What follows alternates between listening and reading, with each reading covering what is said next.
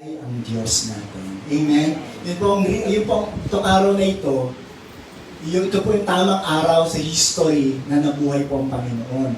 Hindi po tulad ng mga ibang pagtitipon sa religion o sa religious realm o sa Christianity, yung iba po doon talagang sinelebrate lang, even Christmas.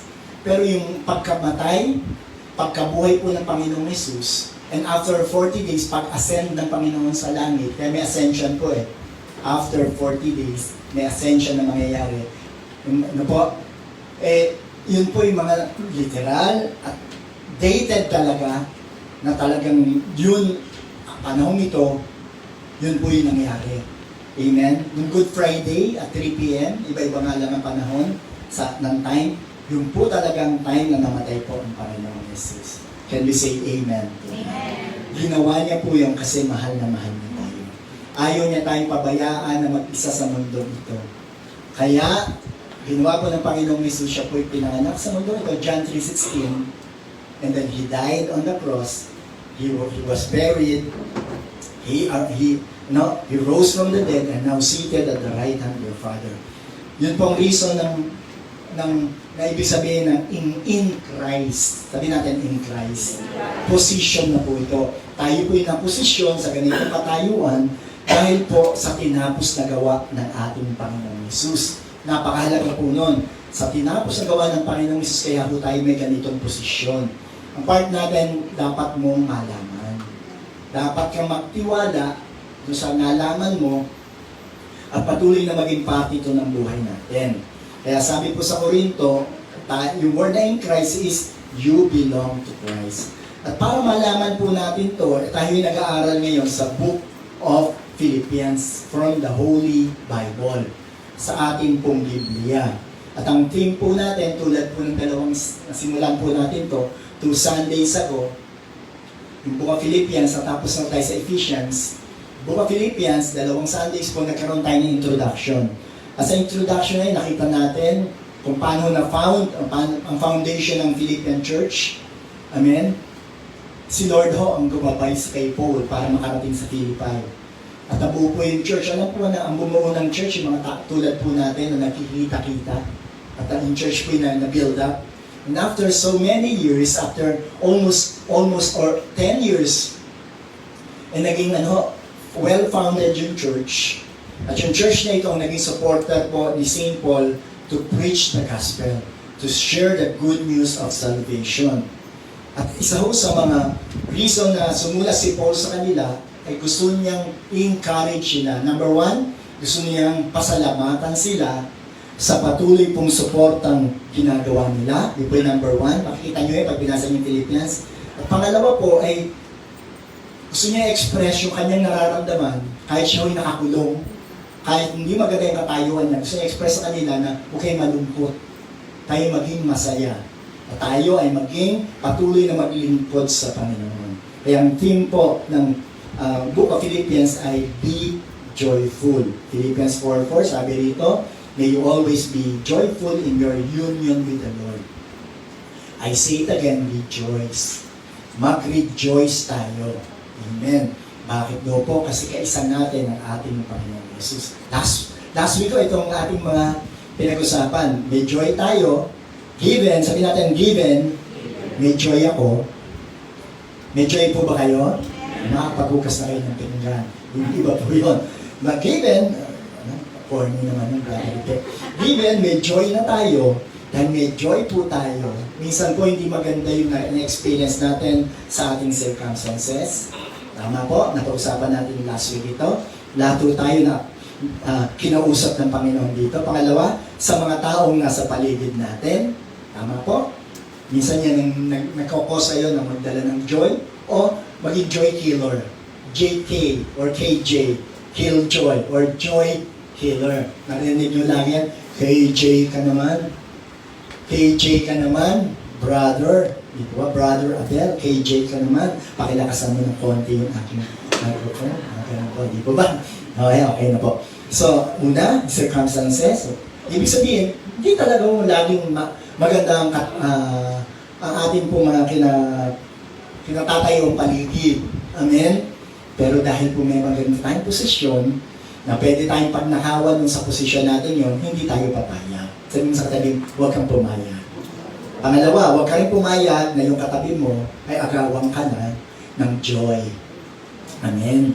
Joy po kasi galing sa atin. Amen. Pangatlo, yung mga bagay-bagay na wala tayo o meron tayo. Pang-apat, ito yung pinakamatindi, yung ating pong mga pangamba. Worry. Worry, yan daw po yung pinakamatinding magnanakaw ng ating joy. Ang pinaka-joy killer po sa buhay natin yung pangamba. At ang wino-worry po natin lagi, yung future. Yung past po, given na yun eh.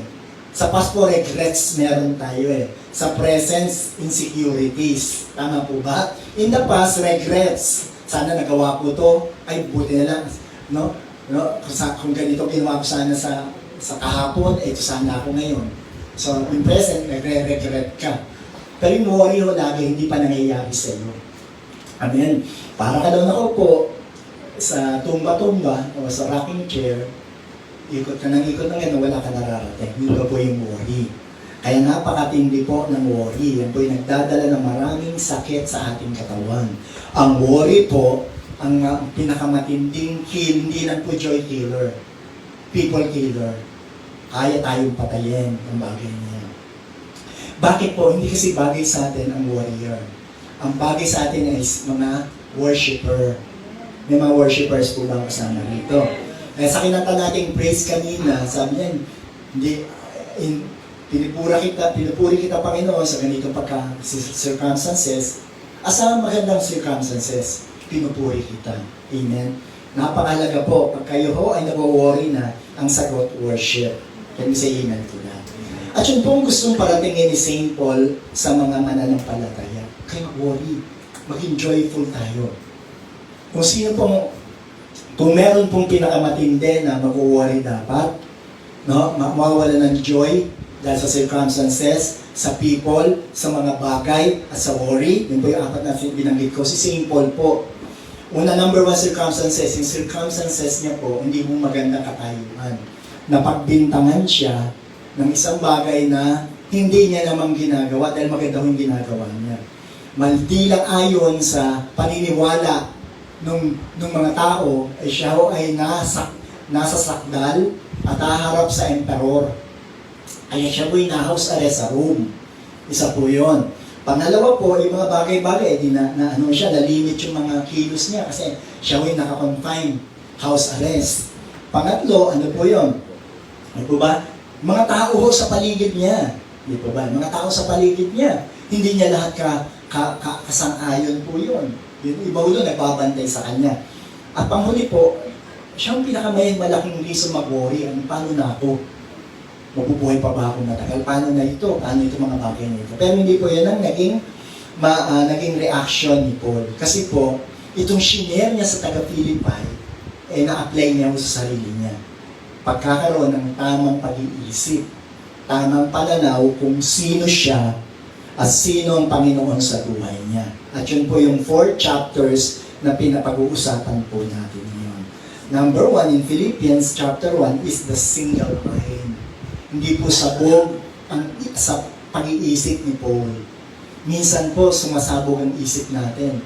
Di po ba? Ako lang po ba, kayo rin? Minsan po sa dami ng iniisip mo, naku, mauhuli na ako, ganun. Di po, paano na ito? Tinanghali akong gising, tapos mauhuli na ako, di ba? Lalo nakakawarti-warti o nakapektuhan yung mga decision natin. Pati yung mga nagiging clumsy tayo. So, sabi ni Paul, sa mga pinagdaraanan nyo, hindi maganda circumstances, minsan yung tao, hindi lahat agree sa'yo. Mga kapatid, hindi po lahat ng tao a-agree sa ginagawa natin. Meron po talagang ka-agree. Ikaw minsan hindi ka ma-agree sa ginagawa mo eh. Tama po ba? Pangatlo nga yung mga bagay-bagay, kulang. Ganito bakit? At yun, nag-worry ka na. Ang sagot daw po doon is single mind, submissive mind, syempre po spiritual mind, na iyon na ikaw. And fourthly is the secured mind or secured, no? Security ng ating isip. So, ang sikreto daw ni Paul, ang sikreto po ni Paul sa kanyang joy was the single mind. He lived for Christ and the gospel. Yun po, nakafocus si Paul sa relationship niya po sa ating Panginoon. Ano man ang pinagdaraanan, nakafocus siya sa relationship. Ang marami pong naapektuhan na circumstances, people sa paligid, mga bagay-bagay, o mga pag-worry, naapektuhan po yung kasi hindi tayo nakafocus sa Panginoong Yesus. Yun po ang ginagawa, yun po ang pinaka goal natin, i-focus natin ang ating sarili sa Panginoong Yesus. Kaya nga sabi po sa Hebrews chapter 12 verse 2, looking unto Jesus, the author and the finisher of our faith.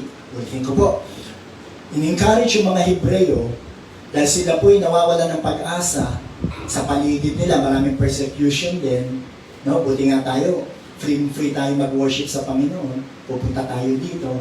Noong panahon po ng Biblia, hindi sila free. Marami pong nagpe-persecute sa kanila. O baka ikaw, pinape-persecute ka rin in a family sense, sa family o sa local situation mo. Pero ang encouragement po ng Book of Hebrews is to look to the Lord Jesus Christ, the author and the finisher of our faith. Yun din po ang sikreto ng single mind. Sabi natin single mind. To live for Christ and the good news or the gospel. May mabuting balita sa akin ng Panginoon. Kung may bad news po at lagi nating napapanood yan sa internet, tama po ba? Sa mga mababasa mo yan, sa Facebook, makikita mo yan sa television, di po ba? Lahat ng medium, maririnig mo yan kay Marites, ng kapitbahay mo, Mare, di ba? Ito ang latest. Ang taas na naman ng bilihin ka sa palengke. Di ba? Ikaw naman, mamumroblema ka na rin. Hindi mo kailangan yung sinasabi niya mahal. Tama po. Ang mahal ng gasolina, ganun pa? Wala ka namang kotse naman. Di po ba? So hindi mo dapat isipin na mahal yung gasolina dahil siya, kaya niya sabi yun kasi nagpapakarga siya ng gasolina. Di po ba? Minsan po gano'n na apektuhan tayo talaga. Kaya kung ano man ang nangyayari sa bansa natin, sa pamilya natin, sa trabaho natin, isa lang po ang bagay, magkaroon tayong single mind. The single mind is to live for Christ and the gospel. Sa Book of Philippians po, chapter 1, ang pangalang Christ o Kristo, ibig sabihin po ng Kristo is Messiah, the chosen, the anointed one, the one who died on the cross. 8 times po na binanggit dito pa lang sa chapter 1 ng Book of Philippians. Bakit ito natin binigyan ito ng importansya? Kasi po, nakafocus si Paul sa kanyang pakikipag-usap sa mga mananampalataya na nakatira dun sa Europe. Mga European po ito, Greek. Sabi niya, ang mahalaga si Kristo. Yung Kristo po ay 8 beses na binanggit. Yung gospel, ibig sabihin ng gospel, yung mabuting balita na ang Panginoong Yesus pinanganak, namatay sa krus para sa ating mga kasalanan, nilibing para tayo ay mabuhay. Siya po nilibing, binayaran yung kasalanan natin, siya po nabuhay ng ulit na kasama natin. At ngayon po, Panginoong Yesus, ang good news, ang gospel, nakaupo sa kanang kamay ng Ama. Yun po ang gospel. Ang gospel po, good news, namatay ang Panginoong Yesus, nilibing, nabuhay ng uli, at ngayon, nakaupo with authority at the right hand of the Father. Amen. At 6 times binanggit yung word na gospel. Kaya sa Heart of Worship po, nakafocus tayo paano tayo magkaroon ng single mind. Every Sunday, ang message natin dito ay makafocus sa Panginoong Yesus. Amen. At sa kanyang mabuting balita. But what really is the single mind? A single mind, it is the attitude that says, it makes no difference what happens to me. Wala namang pagkakaiba kung ano man ang mangyayari sa akin. Pero po, marami po tayong pagkakaiba kung ano nangyayari sa atin, hindi po ba? Apektado tayo noon. Pero ito ang maganda sa word na single mind. The word single mind is, it makes no difference what happens to me, just as long as Christ is glorified. Mabigat sa buhay. Yung word na glory or glorified, ibig sabihin po noon, si Kristo ay bigatin sa buhay ko. Siya yung pinakamatimbang sa buhay ko. Can you say amen to that? Ibig sabihin na nakafocus tayo sa Panginoong Yesus. Amen. So kung ano man ang nangyayari, Ang single mind daw po, kung merong hindi magandang circumstances, pero hindi magandang mga relasyon na pakikipagkapwa, meron din magandang mga bagay na meron ka, na walang ka, o na hindi ka nagkaroon. Yan po, dalawa yun eh, yung bagay na walang ka o hindi ka nagkaroon. Doon tayo ngayon na-apektan yung ating mga mga joy killers po yan. Pang-apat, yung worry. Ang sabi dito, ano man nangyayari sa buhay natin, ang mahalaga, ang Panginoong Hesus ang nakasentro sa buhay natin. Siya yung bigatin at mahalaga sa buhay natin. Yung po ibig sabihin ng glorified. Si Kristo kasi ang mahalaga sa buhay natin. At yung mabuting balita, nakikita sa buhay ko. Na-share. Yun po yung attitude na meron si Paul. Kaya, isa sa reason kaya sumulat yung mga Pilipos papunta kay Paul, parang mabalitaan nila, ano nangyari? Nabalitaan mo nila, nakulong po si Pablo sa Rome. Kaya nagpadala po sila ng mensahero. Amen? Yung mensahero yun, sabi niya, ito ang kanilang pakikiramay sa iyo, Pablo. At may dala rin silang regalo. Amen? Maganda po sa mga nakikiramay na ito, may dala pong regalo. Can you say amen to that? Amen. Kaya kung kayo'y makikiramay o may pupunta kayong raramayan, dapat po dala natin ay, dala naman tayo. Can we say amen to that? Ang sitwasyon nga lang, akala nila, down na down si Paul, hindi nila alam, nung dumating doon ang mensahero nila, sino nga? Si Taki, ano nga po? Nalimutan ko tuloy. Ha? Sino nga? Yun, sa Tychicus. No? Tama lang pakicheck nga ate Aubrey. No? Hindi siya, feeling niya, nag-worry siya kay Paul. Pagdating niya, si Paul pala mas malakas. Meron na kayong binisita ba sa hospital? Nalulungkot kayo pagdating niyo doon, kayo pa niya-encourage pag-uwi. Di ba? Lungkot na lungkot ka para sa kanya, pagdating mo doon, siya yung saya-saya. Praise the Lord. Ang Panginoon mabuti. Amen? Sa buhay ko. Ikaw pa yung encourage, marami pong gano'n. Meron kang dinala.